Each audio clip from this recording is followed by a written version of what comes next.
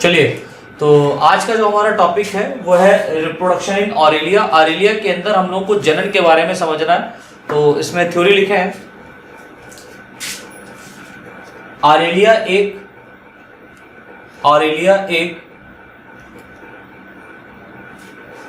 Unisexual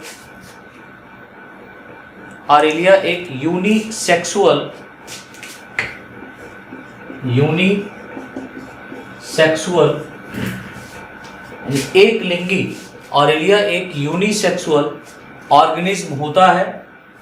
Aurelia एक unisexual organism होता है, यूनिसेक्सुअल ऑर्गेनिज्म होता है, अर्थात मेल और फीमेल, अर्थात इसमें मेल और फीमेल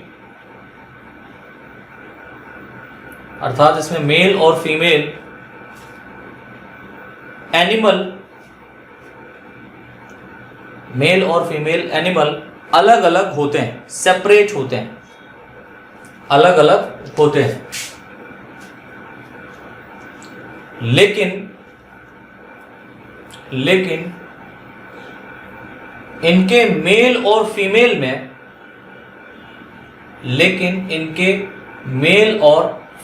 में कोई स्पष्ट अंतर नहीं होता। लेकिन इनके मेल और फीमेल में कोई स्पष्ट अंतर नहीं होता, यानी कि हम ये डिफरेंशिएट नहीं कर पाएंगे एक्चुअल तरीके से कि मेल पार्ट कौन सा है या मेल ऑर्गेनिज्म कौन सा है ऑरेलिया का और फीमेल ऑर्गेनिज्म कौन सा है ऑरेलिया का, राइट। इसके बाद में हेडिंग डाल दो, गोनेड, जनन,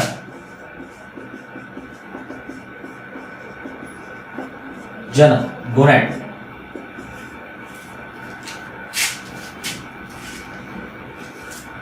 जनन लिखें इसमें, ऑरेलिया की प्रत्येक मेडुसा एक पोर्शन है उसकी, ऑरेलिया की प्रत्येक मेडुसा की अपर सरफेस पर, ऊपरी सतह पर, मेडुसा की अपर सरफेस पर, ऑरेलिया की प्रत्येक मेडुसा की अपर सरफेस पर 4 gonad, 4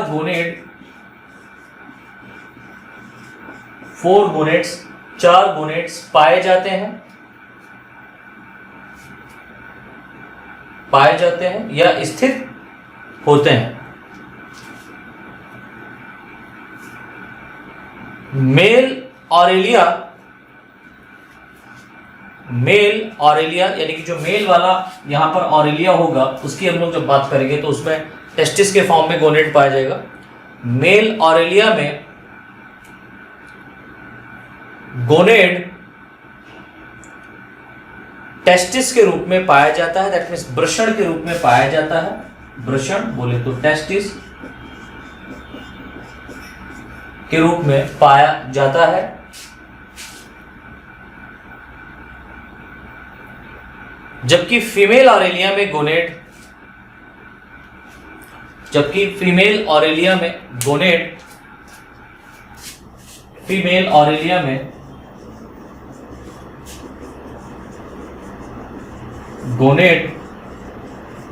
ovary, OVARY, gonad ovary के रूप में कार्य करते हैं,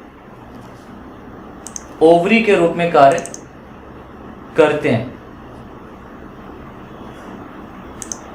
ठीक है, ओवरी के रूप में कार्य करते हैं।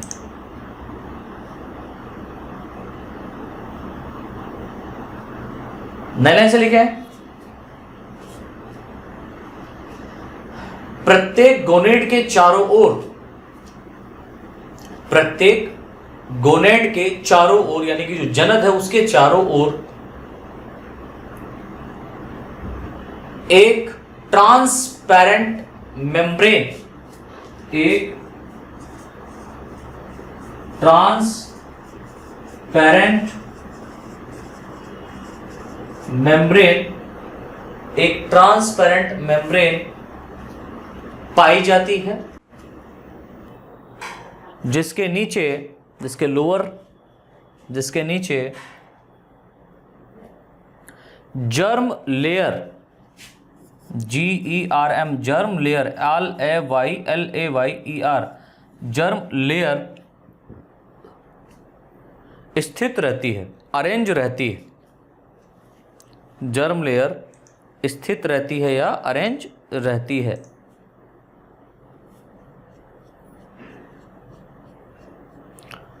नए से लिखो, यह सेल स्पर्म व ओवा के, यह सेल कौन सी, जर्म लेयर, यह सेल स्पर्म व ओवा, ओवा बोले तो एग, यह सेल स्पर्म और ओवा या एग के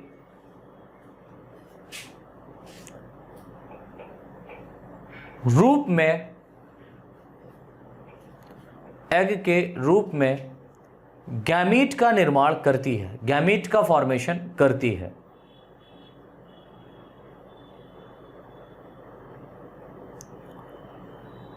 नला से लिखे, ऑरेलिया के गैमीट में, या सॉरी ऑरेलिया के गोनेड में, ऑरेलिया के गोनेड में प्रोड्यूस होने वाले गैमीट, निर्मित होने वाले गैमीट इसके माउथ व ओरल आर्म, इसके माउथ व ओरल आर्म की सतह पर, इसके माउथ व ओरल आर्म की सतह पर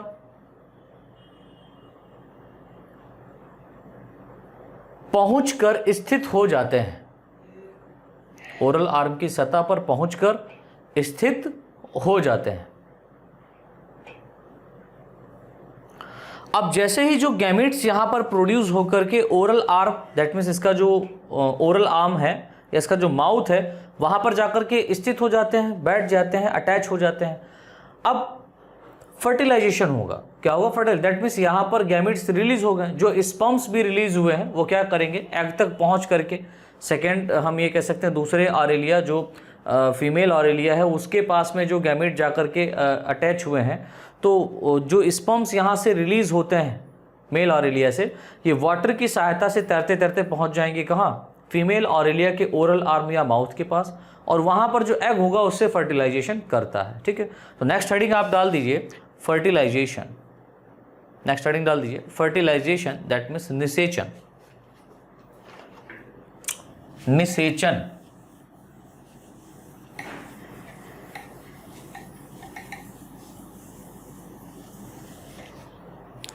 निषेचन, फर्टिलाइजेशन।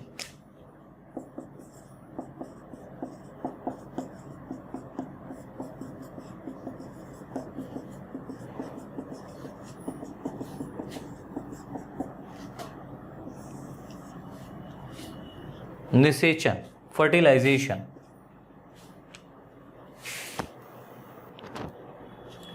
ऑरेलिया में, ऑरेलिया में इंटरनल व एक्सटर्नल, याद रखना, ऑरेलिया में इंटरनल व एक्सटर्नल दोनों प्रकार का या दोनों टाइप का, बोथ टाइप का फर्टिलाइजेशन होता है।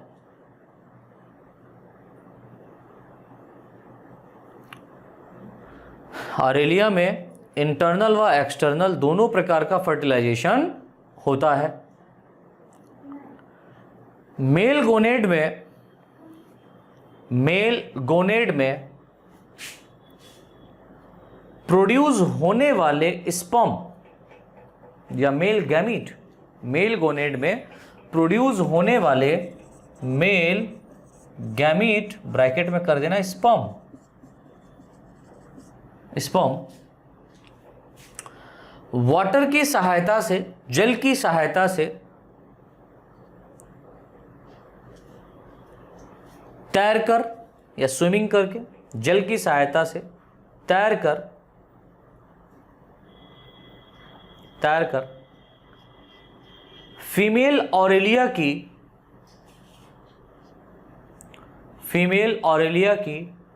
ओरल सरफेस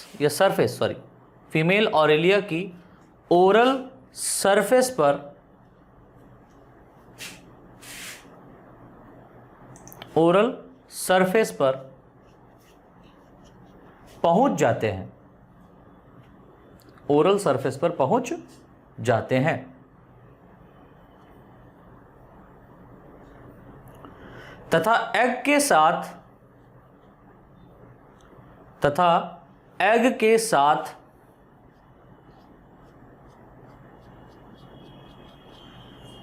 फर्टिलाइजेशन करते हैं।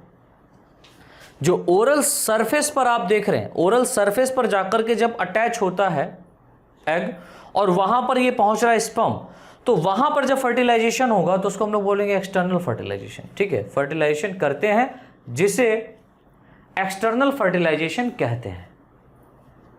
जिसे क्या कहते हैं बेटा? एक्सटर्नल फर्टिलाइजेशन कहते हैं। ठीक है, यदि अब ये फर्टिलाइजेशन कैसा हो जाए? यदि फर्टिलाइजेशन माउथ के अंदर, यदि फर्टिलाइजेशन फीमेल ऑरेलिया के माउथ के अंदर या स्टमक में, अमाशय में, पेट में, माउथ के अंदर या स्टमक में, अमाशय में होता है तब इसे इंटरनल फर्टिलाइजेशन कहते हैं। तब इसे इंटरनल फर्टिलाइजेशन कहते हैं। ठीक है, तो एक्सटर्नल फर्टिलाइजेशन कहने का मतलब क्या हो बेटा? एक्सटर्नल फर्टिलाइजेशन कहने का मतलब हुआ है कि जब यहां पर स्पर्म, ठीक है, तैरते हुए जाएंगे फीमेल ऑरेलिया के पास में, बॉडी के पास में, और वहां पर अगर एग कहां होगा? ओरल आर्म पर होगा या माउथ के कॉर्नर पर होगा? माउथ के पास में अरेंज होगा या ओरल आर्म्स पर पाए जाएंगे। वहां पर जाकर के जब फ्यूजन होता है स्पर्म और एग का, ठीक है, तो ऐसे फर्टिलाइजेशन को हम लोग बोलते हैं एक्सटर्नल फर्टिलाइजेशन। राइट, अब अगर हम लोग बात करें इंटरनल फर्टिलाइजेशन की, तो इंटरनल फर्टिलाइजेशन मैंने क्या बताया कि ऐसा फर्टिलाइजेशन जो माउथ के अंदर या इस फीमेल ऑरेलिया के बॉडी के अंदर, ठीक है, स्टमक में अगर होता है तो उसको हम लोग बोलते हैं इंटरनल फर्टिलाइजेशन।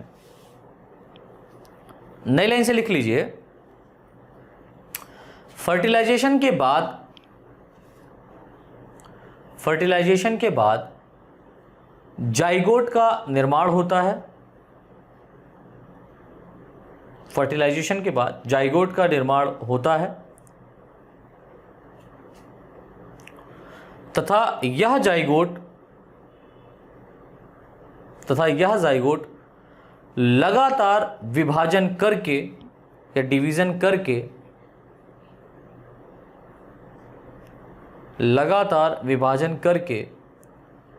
एम्ब्रियो को प्रोड्यूस करता है।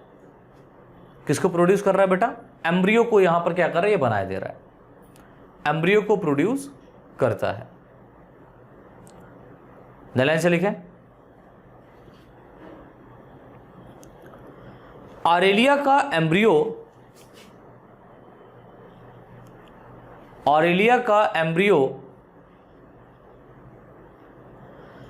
एक लार्वा के रूप में डेवलप होता है। ऑरेलिया का एम्ब्रियो एक लार्वा के रूप में डेवलप होता है, लार्वा के रूप में विकसित होता है। अतः ऑरेलिया में इनडायरेक्ट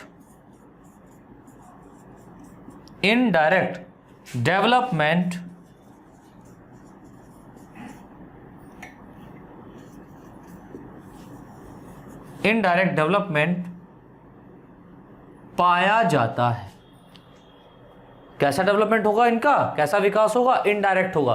तो मैंने बताया था कि अगर इनडायरेक्ट डेवलपमेंट हो रहा है तो उसमें लार्वा बनेगा, लेकिन कुछ केसेस, सम केसेस ऐसे होते हैं लाइक हायर ऑर्गेनिज्म में, अगर हम लोग वर्टिब्रेट्स की बात करें तो वहां पर इंटरनल फर्टिलाइजेशन होने के बाद भी क्या होता है, लार्वा बनता है, या एक्सटर्नल फर्टिलाइजेशन होने के बाद में भी क्या होता है, डेवलपमेंट डायरेक्ट प्रकार का होता है, लार्वा नहीं बनता।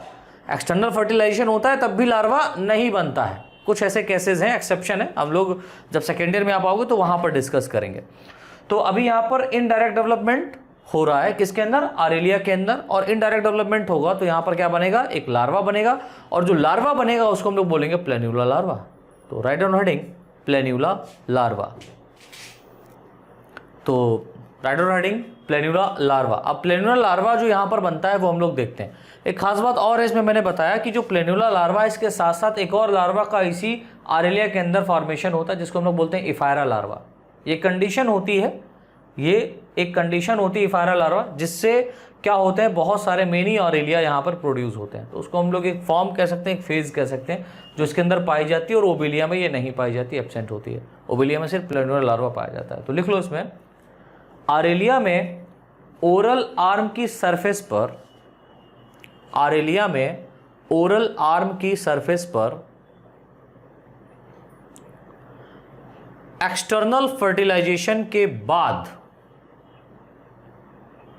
आरेलिया में ओरल आर्म की सरफेस पर एक्सटर्नल फर्टिलाइजेशन के बाद एक लार्वा डेवलप होता है, एक लार्वा डेवलप होता है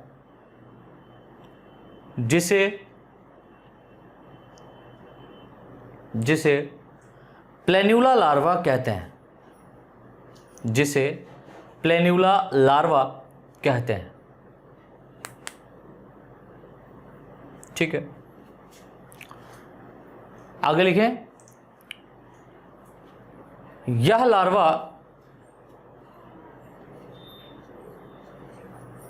लार्वा सिलिएटेड फॉर्म में, दैट मीन्स सीलिया के रूप में पाया जाता है। यह लार्वा सिलिएटेड फॉर्म में, यह लार्वा सिलिएटेड फॉर्म में पाया जाता है। एक सेकंड, थोड़ा सा वेट कीजिए। पाया जाता है सिलिएटेड फॉर्म में, दैट मीन्स इसमें इस लार्वा के चारों तरफ सीलिया पाया जाएगा। सिलिएटेड फॉर्म में पाया जाता है, जो स्वतंत्र रूप से फ्रीली स्विमिंग, जो स्वतंत्र रूप से फ्री फॉर्म में तैरता रहता है, स्वतंत्र रूप से, दैट मीन्स फ्रीली स्विमिंग करता रहता है, स्वतंत्र रूप से तैरता रहता है, तथा क्लब शेप, इसका जो आकार होगा वो कैसा होगा, क्लब शेप्ड, तथा क्लब शेप्ड होता है, तथा यह क्लब शेप्ड होता है, जिसका एंटीरियर एंड, जो इसका अग्र भाग है उसकी बात करेंगे, जिसका एंटीरियर एंड अग्र भाग, एंटीरियर एंड ब्रॉड मीन्स चौड़ा, एंटीरियर एंड ब्रॉड मीन्स चौड़ा,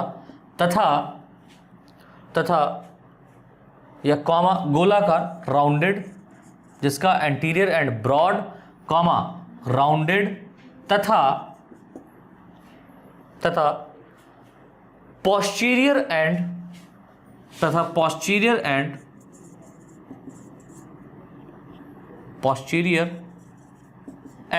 यानी कि जो पिछला भाग है उसकी बात करेंगे, पोस्टीरियर एंड थिन मतलब पतला, पोस्टीरियर एंड थिन पतला होता है। तो हमने क्या देखा कि जो लार्वा है ये लार्वा क्लब शेप होता है, जिसका एंटीरियर एंड ब्रॉड और राउंडेड होता है, ब्रॉड के मतलब चौड़ा और गोलाकार होगा। इसके साथ साथ अगर हम इसके पोस्टीरियर एंड की बात करें तो पोस्टीरियर एंड इसका कैसा होता है, थिन होता है, पतला होता है। ठीक है, नले से लिखो, ओरल आर्म की सरफेस से, ओरल आर्म की सरफेस से प्लेन्यूला लार्वा, ओरल आर्म की सरफेस से प्लेन्यूला लार्वा स्वतंत्र होने के समय, यानी कि जब ये प्लेन्यूला लार्वा फ्री हो रहा होता उस समय की अगर हम लोग बात करें, प्लेन्यूला लार्वा स्वतंत्र होने के समय टाइम, स्वतंत्र होने के समय माइन्यूट संरचना के रूप में होता है, एक सूक्ष्म संरचना के रूप में पाया जाता है। ठीक है, जो कुछ समय तक, जो स्वतंत्र होने के बाद, स्वतंत्र होने के बाद कुछ समय तक, जो कुछ समय तक स्वतंत्र रूप से तैरने के बाद, स्वतंत्र रूप से तैरने के बाद, ये मन मस्ती में घूमेगा आराम से, उसके बाद की बात है। स्वतंत्र रूप से तैरने के बाद ऑरेलिया की लाइफ साइकिल की, यानी कि जो ऑरेलिया की लाइफ साइकिल है, इसकी ऑरेलिया की लाइफ साइकिल की नेक्स्ट स्टेज में, ऑरेलिया की लाइफ साइकिल की नेक्स्ट स्टेज में चेंज हो जाता है। ऑरेलिया की लाइफ साइकिल की नेक्स्ट स्टेज में क्या हो जाता है बेटा? चेंज हो जाता है। ठीक है, अब देखिए जो नेक्स्ट स्टेज यहां पर आएगी, वो नेक्स्ट स्टेज क्या होगी? तो इस नेक्स्ट स्टेज को हम लोग बोलेंगे साइफी स्टोमा। क्या बोलेंगे? साइफी स्टोमा। तो जो नेक्स्ट स्टेज यहां पर आई है वो कह रही है साइफी स्टोमा, और साइफी स्टोमा के बाद में एक और लार्वा डेवलप होता है जिसको हम लोग बोलते हैं एफायरा लार्वा। तो यहां पर एक हेडिंग डाल दी है छोटी सी, फॉर्मेशन ऑफ साइफी स्टोमा। तो ये सेंटेंस कंप्लीट कर लीजिए। नेक्स्ट स्टेज में चेंज हो जाता है जिसे साइफी स्टोमा कहते हैं। जिसे क्या कहते हैं? Scyphistoma, SCHY, scyphistoma, SCY PHI STOMA, scyphistoma, SCY PHI scyphistoma, STOMA, scyphistoma कहते हैं। तो हेडिंग पड़ जाएगी हमारी फॉर्मेशन ऑफ साइफी स्टोमा। अब साइफी स्टोमा का फॉर्मेशन कैसे हो रहा है वो अपन लोग को देखना है। तो लिखो इसमें, लिखो इसमें, ऑरेलिया की प्लेन्युला लार्वा स्टेज, ऑरेलिया की प्लेन्युला लार्वा स्टेज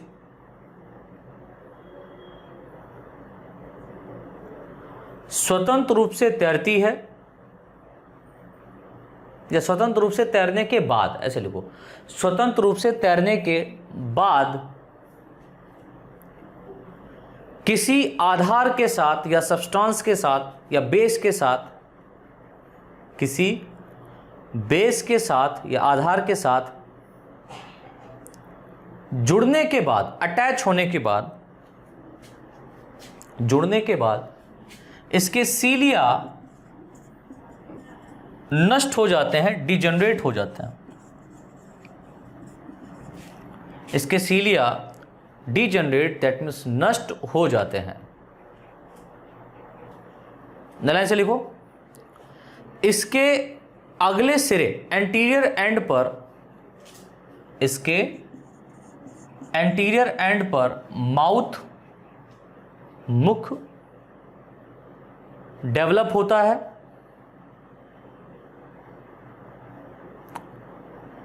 मुख डेवलप होता है,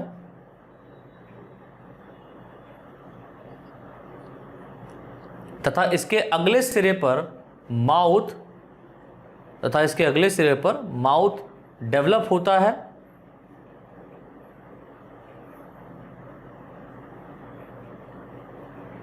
जो कि हाइड्रा के समान, हाइड्रा एक सिलेंट्रेट है, एक फ्रेश वाटर सिलेंट्रेट है, और हम लोग सिलेंट्रेटा ही पढ़ रहे हैं, जो कि हाइड्रा के सिमिलर, हाइड्रा के समान पॉलिप स्टेज में, पॉलिप POLYP, पॉलिप स्टेज में, पॉलिप स्टेज में चेंज हो जाती है,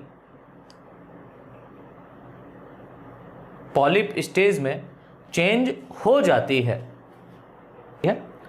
जिसे साइफी स्टोमा कहते हैं, जिसे साइफी स्टोमा कहते हैं। ठीक है, लाइन से लिखे हैं, साइफी स्टोमा के माउथ के चारों ओर, जो उसका माउथ एंटीरियर एंड पर डेवलप हुआ है उसके चारों ओर, साइफी स्टोमा के माउथ के चारों ओर 16 यानी 16 टेंटिकल्स, 16 टेंटिकल्स, 16 टेंटिकल्स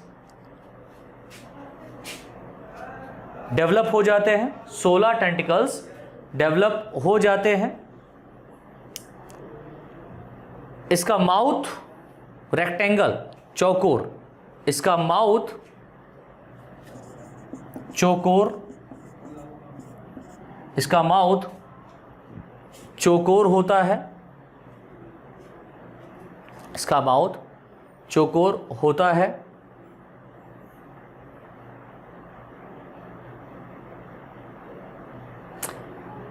जिसके साथ एक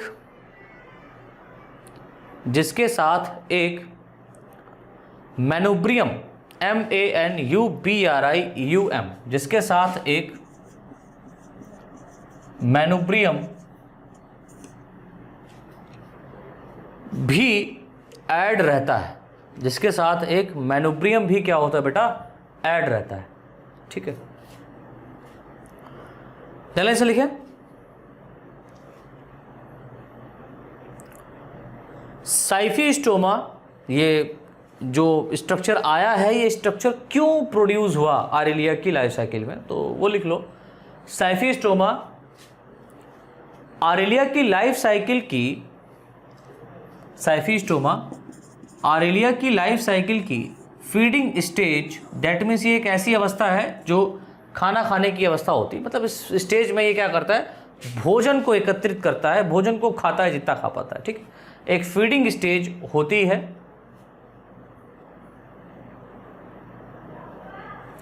जो ग्रोथ करके, ये पॉइंट याद रखना, जो ग्रोथ करके 12 mm यानी 12 मिलीमीटर, जो ग्रोथ करके 12 mm 12 मिलीमीटर लॉन्ग स्ट्रक्चर में, लंबी संरचना में, लंबी संरचना में चेंज यानी परिवर्तित हो जाता है। जो लॉन्ग टाइम, लंबे समय तक, जो लॉन्ग टाइम दैट मीन्स लंबे समय तक एक्टिव, लॉन्ग टाइम तक, लंबे समय तक एक्टिव रहता है, लंबे समय तक एक्टिव रहती है या रहता है। तो ये जो स्टेज है बेटा, ये काफ़ी लंबे समय तक क्या रहता है, एक्टिव रहता है। इसी स्टेज में ये क्या करेगा, इतने स्ट्रक्चर में क्या करेगा, ये फीडिंग की संरचना को या फीडिंग स्टेज को ये क्या करेगा, फॉलो करेगा, खाना खाता रहता है। राइट, ध्यान से लिखे हैं, साइफी स्टोमा मुख्य रूप से बडिंग की क्रिया द्वारा, ये बड़ा इंपॉर्टेंट है। साइफी स्टोमा मुख्य रूप से, मान लो ये साइफी स्टोमा जो पाया जा रहा था इस तरीके से, तो ये साइफी स्टोमा मुख्य रूप से बडिंग, दैट मीन्स मुकुलन इसको हिंदी में कहते हैं, बडिंग की क्रिया द्वारा मल्टीप्लिकेशन करता है, विभाजन, यानी कि ये अपनी जनसंख्या को मल्टीप्लाई करेगा किसके थ्रू, बडिंग के थ्रू। तो इसके बॉडी पर बहुत सारे इस तरीके से बर्ड्स लाइक स्ट्रक्चर बन जाते हैं और ये बर्ड्स सेपरेट होकर के एक आरेलिया के मेडुसा का फॉर्मेशन कर देते हैं, ये आरेलिया में चेंज हो जाते हैं। ठीक है, तो हम ये कह सकते हैं बडिंग की क्रिया द्वारा मल्टीप्लिकेशन करते हैं, बडिंग की क्रिया द्वारा मल्टीप्लिकेशन करते हैं। अब यहां पर एक टर्म आता है स्ट्रोबिलेशन। ये क्या होता है, तो स्ट्रोबिलेशन कहने का मतलब होता है कि एक ऐसा स्पेसिफिक स्ट्रक्चर या ऐसा कैरेक्टर जो विंटर सीजन में एक स्पेशल टाइप की बडिंग करता है या ट्रांसफर फिशन करता है, जिसकी सहायता से क्या करता है, बहुत सारे स्ट्रोबुलस यहाँ पर फॉर्म होते हैं। तो इसको समझने के लिए आप छोटी सी हेडिंग डाल दो, इसमें लिख लो तब आपको समझ में आएगा। एक हेडिंग डाल दीजिए, स्ट्रोबुलेशन। तो फॉर्मेशन ऑफ साइफी स्टोमा हो गया। अब साइफी स्टोमा के अंदर ही एक एक्टिविटी होती है जिसको हम लोग बोलते हैं स्ट्रोबुलेशन। सो हेडिंग डाल दो स्ट्रोबुलेशन। और ये क्या होता है देखिए इसमें, स्ट्रोबुलेशन। इस पर शॉर्ट नोट पूछा जाता है, इस पर एक शॉर्ट नोट आ सकता है आपको एग्जाम में, ठीक है। तो स्ट्रोबुलेशन क्या होता है लिखें,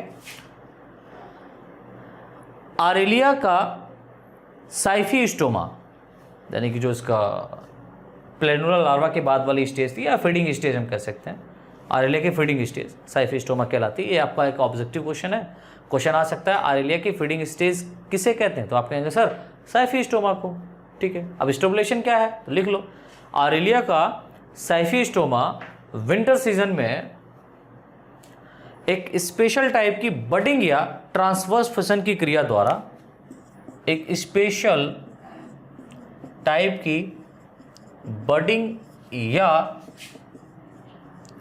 transverse fission, transverse fission that means fission कहने का मतलब डिवीजन होगा, और ट्रांसवर्स कहने का मतलब इस तरीके से पट ट्रांसवर्सली, ठीक है। ट्रांसवर्स फिशन की क्रिया द्वारा, ट्रांसवर्स फिशन की क्रिया द्वारा या क्रिया द्वारा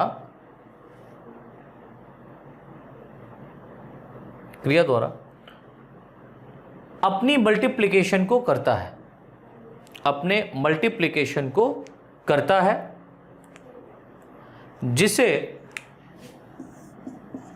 स्ट्रोबुलेशन कहते हैं, जिसे स्ट्रोबुलेशन कहते हैं। इस क्रिया में बॉडी के ओरल एंड, यानी कि जो शरीर का ओरल एंड है, ओरल शिरा है, उसकी हम लोग बात कर रहे हैं। ओरल एंड, बॉडी के ओरल एंड पर रिंग लाइक स्ट्रक्चर, छल्ले नुमा संरचना, रिंग लाइक स्ट्रक्चर, छल्ले नुमा संरचना लगातार डेवलप होती रहती हैं, लगातार डेवलप होती रहती हैं, जो माइन्यूट साइज दैट मीन्स सूक्ष्म आकार, जो माइन्यूट साइज, सूक्ष्म आकार, माइन्यूट साइज, सूक्ष्म आकार की डिस्क के समान, एक डिस्क, जैसे कि डिस्क कहने मतलब आप कैसेट देखे होंगे, है ना, जो डीवीडी की कैसेट आती हैं, उनको आप एक के ऊपर एक के ऊपर एक के ऊपर एक रख दें, और वो जो आपको दिखाई देगा स्ट्रक्चर, वो एक डिस्क लाइक स्ट्रक्चर दिखाई देता है। तो वही यहां पर है, माइन्यूट साइज की एक डिस्क लाइक, डिस्क के समान, डिस्क के समान दिखती है, DISK, सॉरी, डिस्क के समान दिखती है, तथा एक दूसरे के ऊपर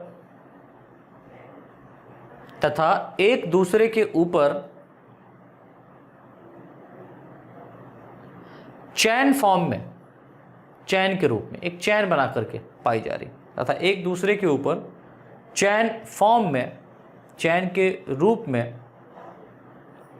चैन फॉर्म में अरेंज रहती हैं, स्थित रहती हैं।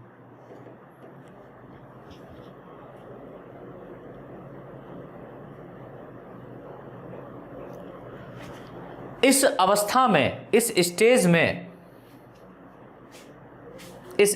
में साइफी स्टोमा का, इस स्टेज में साइफी स्टोमा का या की, साइफी स्टोमा की कर दो, साइफी स्टोमा की सेगमेंटेड बॉडी, यानी कि जो इसकी बॉडी है वो कैसी अब दिखाई देगी आपको, लाइक आपको इस तरीके से बहुत सारा सेगमेंट लाइक स्ट्रक्चर इसमें दिखाई देगा। साइफी स्टोमा की सेगमेंटेड बॉडी को स्ट्रोबिला कहा जाता है, STROBILA, स्ट्रोबिला कहा जाता है। तो किस स्टेज में इसको स्ट्रोबिला बोलेंगे? जब साइफी स्टोमा के बॉडी में बहुत सारा रिंग लाइक स्ट्रक्चर डेवलप हो जाएगा, ठीक है, एक डिस्क के समान आपको संरचनाएं दिखाई देने लगेगी, दैट इज कॉल्ड स्ट्रोबिला। इसी को हम लोग बोलते हैं क्या? स्ट्रोबिला। चलिए नए लाइन से लिखे हैं, या स्ट्रोबिला कहलाता है, इसके आगे थोड़ा सा और लिख लो। तथा इसके प्रत्येक खंड से, यानी कि जो यहां पर जो जितने भी सेगमेंट यहां पर बनने हैं, ये काफी इंपॉर्टेंट है, तथा इसके प्रत्येक सेगमेंट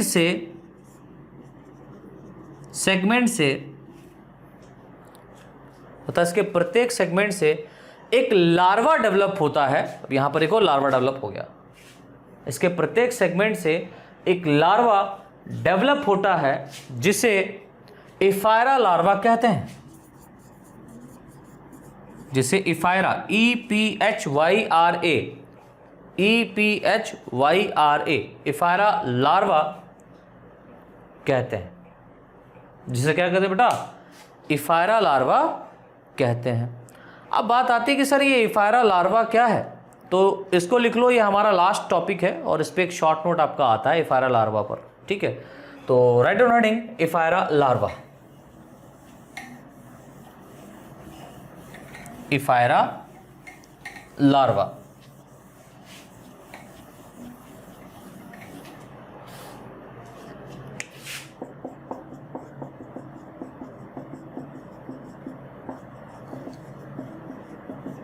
EPHYRA, एफायरा लार्वा। और लिखना शुरू करें इसमें। एफायरा लार्वा में शॉर्ट नोट आता है, मैंने बोला इस पर पूछा जाता है, एक आपका शॉर्ट नोट आता है इस पर लिखने के लिए। सो लिखें इसमें बेटा,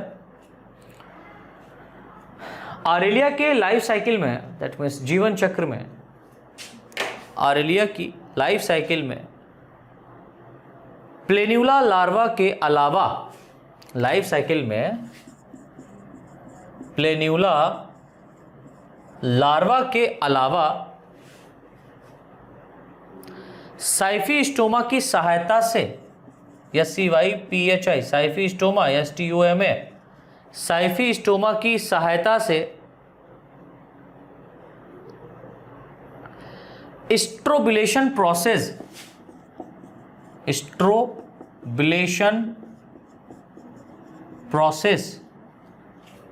स्ट्रोबिलेशन की क्रिया, स्ट्रोबिलेशन प्रोसेस, दैट मीन्स स्ट्रोबिलेशन की क्रिया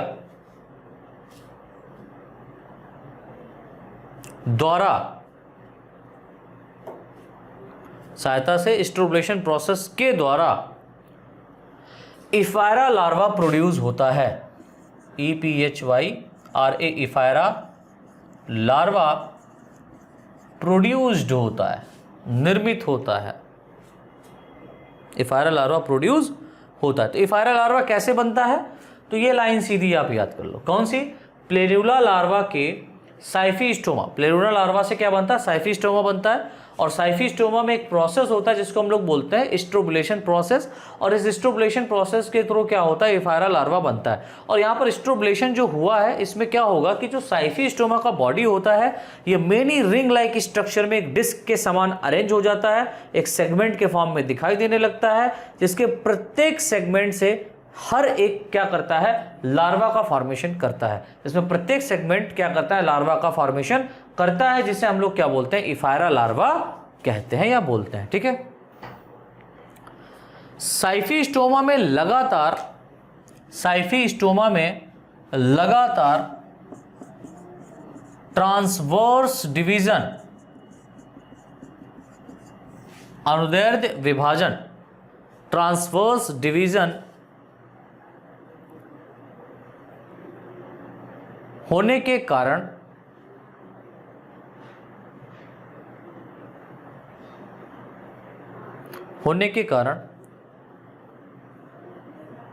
यह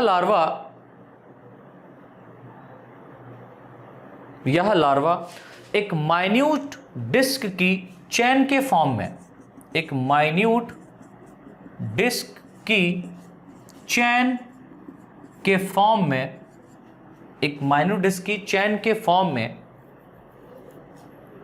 प्रोड्यूस होता है।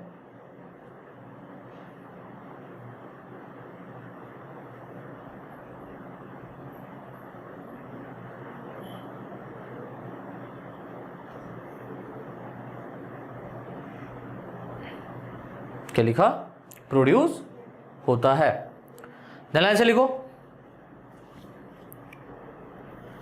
प्रत्येक इफायरा माइन्यूट साइज का, प्रत्येक इफायरा माइन्यूट साइज का 1 mm 1 मिलीमीटर, प्रत्येक इफायरा माइन्यूट साइज का, सूक्ष्म प्रकार का या सूक्ष्म आकार का 1 mm 1 मिलीमीटर डायमीटर वाला होता है। 1 mm डायमीटर, दैट मीन्स व्यास वाला होता है। 1 mm व्यास वाला या डायमीटर वाला होता है, डायमीटर वाला होता है। जो फ्लैट बोले तो चपटा, जो फ्लैट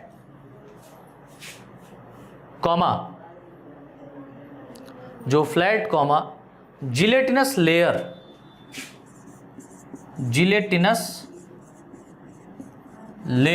जिलेटिनस कहने का मतलब यहां पर ये हो गया कि ये कुछ सेक्रेटरी मसल्स यहां पर होंगी या सेक्रीशन करेंगे लेयर्स, ठीक है। जिलेटिनस लेयर, जो फ्लैट कॉमा जिलेटिनस लेयर द्वारा प्रोड्यूस्ड डिस्क के सिमिलर के द्वारा प्रोड्यूस्ड डिस्क के सिमिलर स्ट्रक्चर, प्रोड्यूस्ड डिस्क के सिमिलर स्ट्रक्चर होती है या होता है, संरचना होती है, स्ट्रक्चर होता है, जिसकी सरफेस से, जिसकी सतह से, जिसकी सरफेस से आर्म, भुजाएं जिसको हिंदी में कहते हैं, जिसकी सरफेस से आर्म डेवलप होते हैं, जिसकी सरफेस से आर्म डेवलप होते हैं। नई लाइन से लिखिए, जल्दी लिख लो। इफायरा लार्वा स्वतंत्र रूप से तैरने वाली संरचना होती है। इफायरा लार्वा फ्रीली स्विमिंग करने वाली स्ट्रक्चर या संरचना होती है, स्वतंत्र रूप से तैरने वाली संरचना होती है।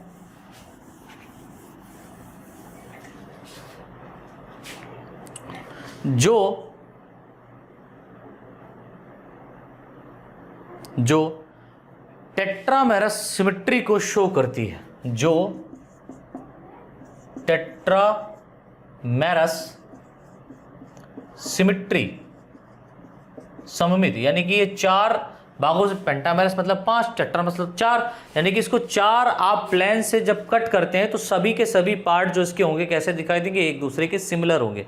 तो हम कह सकते हैं जो टेट्रामेरस सिमेट्री को शो करती है लाइक दिस। इफायरा लार्वा को अगर आप देखें तो ये कुछ इस तरीके से है, लाइक जो किसको शो कर रहा है, टेट्रामेरस सिमेट्री को शो कर रहा है। लाइक इधर से काटो तो भी ठीक, इस साइड से काटो तो भी ठीक, किसी भी प्लेन से अगर आप काटें तो इसमें 2 पोर्शन ही जाने हैं। इस प्लेन से काटा तो ये अलग अलग प्लेन हो गए, ये अलग अलग प्लेन हो गए, इस तरीके से काटा तो इधर ये 2 अलग अलग प्लेन हो गए, ठीक है। तो हम कह सकते हैं tetramerous symmetry, this is a tetramerous symmetry, ठीक है। टेट्रामेरस सिमेट्री को क्या करता है बेटा, शो करता है, प्रदर्शित करता है, ठीक है। आगे लिखे नई लाइन से, प्रत्येक इफायरा लार्वा में लोअर सरफेस पर, निचली सतह पर एक शॉर्ट मैनुब्रियम, लोअर सरफेस पर एक शॉर्ट मैनुब्रियम, एक शॉर्ट मैनुब्रियम पाया जाता है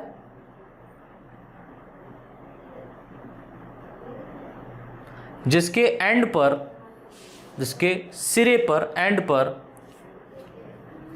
माउथ प्रेजेंट रहता है, जिसके सिरे पर माउथ प्रेजेंट रहता है, पाया जाता है जिसके सिरे पर, एंड पर माउथ उपस्थित होता है या अरेंज रहता है। नई लाइन से लिखे हैं, यह लार्वा, कौन, एफायरा लार्वा यार, यह लार्वा माइक्रो ऑर्गेनिज्म, सूक्ष्म जीवों को, यह लार्वा माइक्रो ऑर्गेनिज्म, सूक्ष्म जीवों को भोजन के रूप में ग्रहण करता है, फूड के रूप में लेता है, सूक्ष्म जीवों को भोजन के रूप में ग्रहण करता है तथा कुछ समय बाद स्वतंत्र रूप से तैरने के बाद, तथा कुछ समय बाद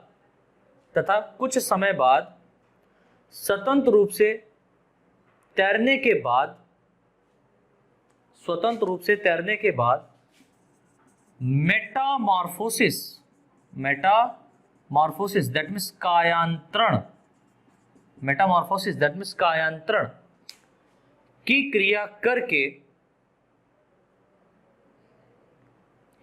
करके ऑरेलिया की मेडुसा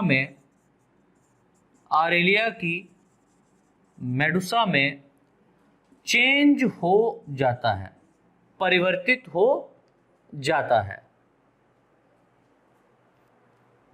तो इस तरीके से हमारा ये कंप्लीट होता है एफायरा लार्वा। और एफायरा लार्वा पे शॉर्ट नोट आता है बेटा, वो भी हम लोगों ने यहाँ पर देख लिया क्या क्या लिखना है। इससे पहले एक साइफिस्टोमा, ठीक है, स्ट्रक्चर बनता है, उस पर भी शॉर्ट नोट आता है, साइफिस्टोमा क्या होता है बताइए, तो वो भी मैंने बता दिया है क्या है। और उससे पहले आपका प्लेनुला लार्वा बनता है। प्लेनुला लार्वा कॉमन है, जो ओबेलिया में भी पाया जाता है और ऑरेलिया में भी पाया जाता है, तो इसको आप याद रखिएगा, ठीक है। तो अब हम लोग नेक्स्ट क्लास में मिलते हैं नेक्स्ट लेक्चर के साथ।